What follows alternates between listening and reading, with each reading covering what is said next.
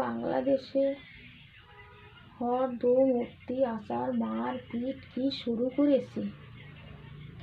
করেছে দেশটাকে কোথায় নিয়ে গেল। চারটি হনু জোগাড় হয়েছে, তারা ভাবছে যে কি ছিল কি হুলুম, এরকম চলছে। হিন্দুদের উপরে সারাক্ষণ অত্যাচার, কেউ বলার লোক নেই। এত অত্যাচার হিন্দুদের উপরে, এ কোথায় বাস করে, এ কোথায়? এইরকম তো দেশটা ছিল না। যাই হোক, হিন্দুদের উপরে অত্যাচার করে, কিন্তু মাঝখানে একটু কমেছিল, আবার সেই শুরু।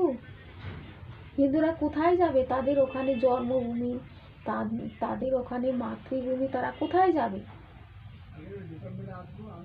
কোথায় যাবে তারা? বাংলাদেশকে বলছি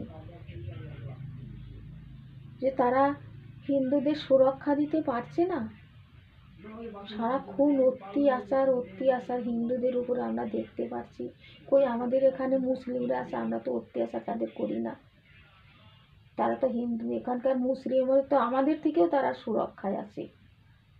কিন্তু বাংলাদেশে আপনারা হিন্দুদের সুরক্ষা দিতে পারছেন না।